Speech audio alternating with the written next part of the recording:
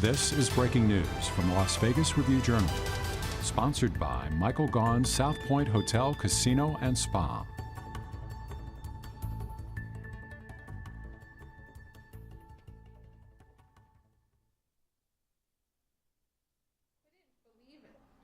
I wouldn't allow myself to believe it. I couldn't accept it. And even now, I haven't accepted it.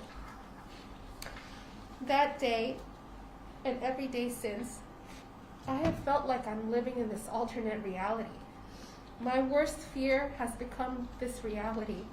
We have lost someone we deeply love. There's this hole, and as long as we live, this hole will never be filled.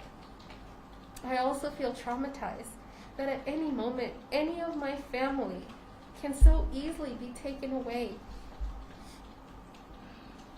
I can still hear my brother's cries when he told me.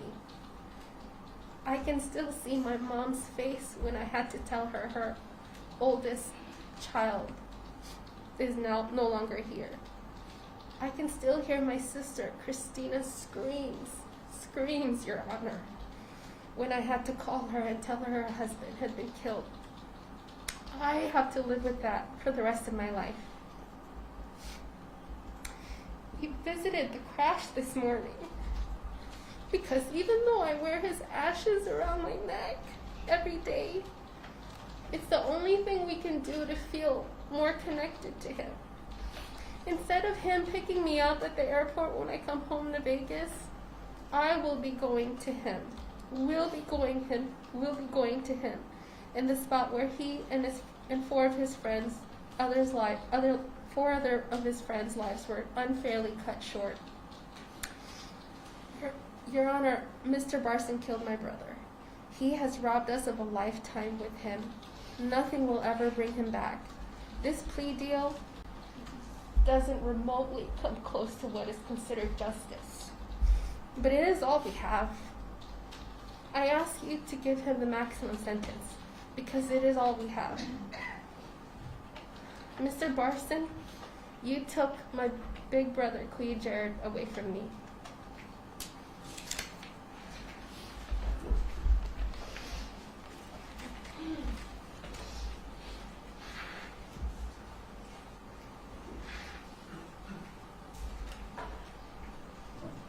So, Mr. Barson, I do not doubt that you are remorseful, and when you talk about wanting to use your experience to help others, you sound earnest, and I certainly hope that you go on that path to help others, to learn from your experience.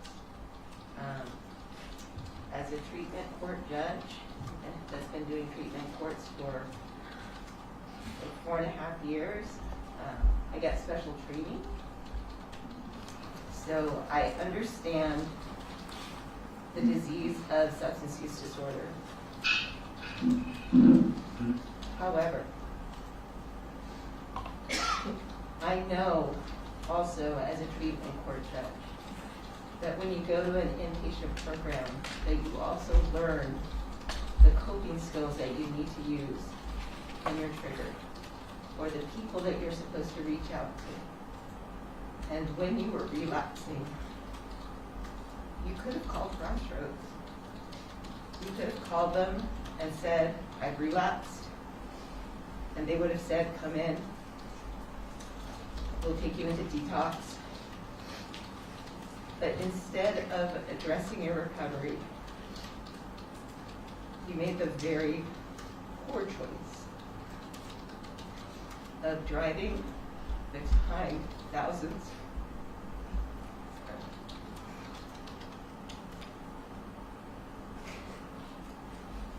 of pounds of steel when you had no business driving.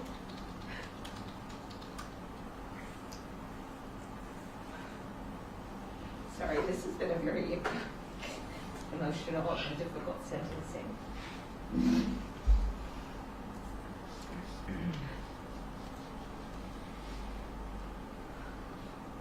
So when looking at sentencing, I have to consider rehabilitation but I also have to consider punishment. And in this case, I have to look at the effect that your poor decision made on all of these families. So in looking at this effect that your poor decision created, there are 5 families who lost their loved ones. Erin Michelle Ray, Michael Murray, Aksoy Ahmet, Thomas Traeger, and Gerard Davis. And we didn't even hear from Jerome Ducroc and Jose Vasquez, but there were letters submitted. And I know that even when their bodies heal, that it will still be quite a long time before they're able to overcome the trauma that they experienced.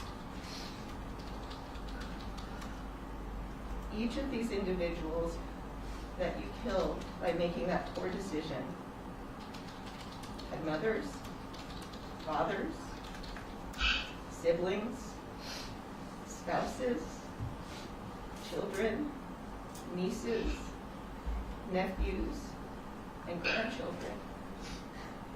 And their lives are forever affected because of that poor choice.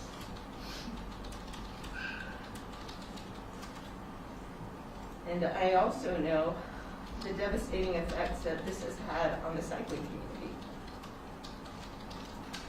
It is a tragedy when one cyclist dies because of an inattentive or impaired driver.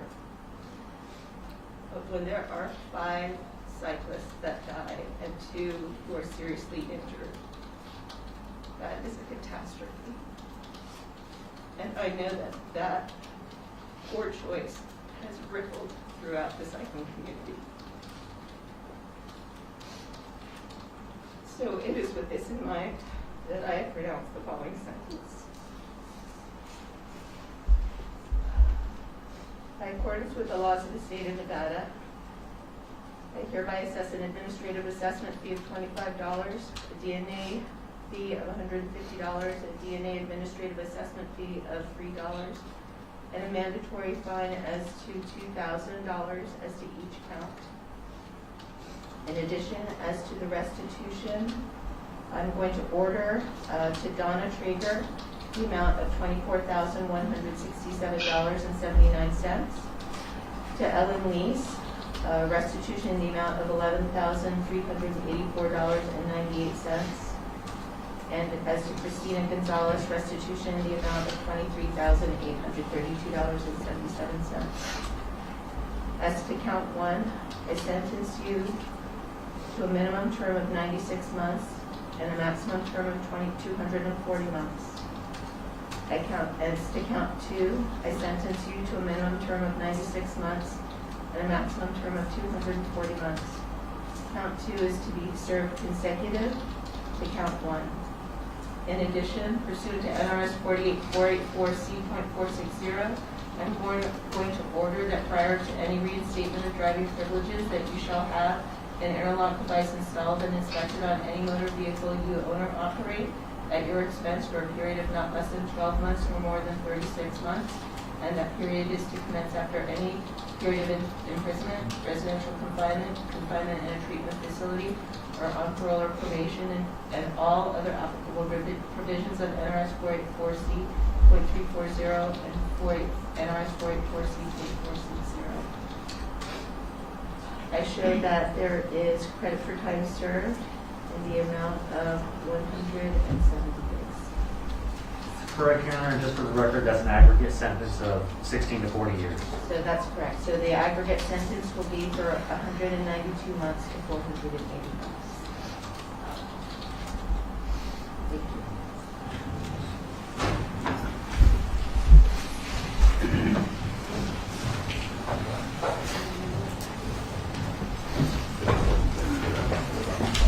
Thank you, everyone.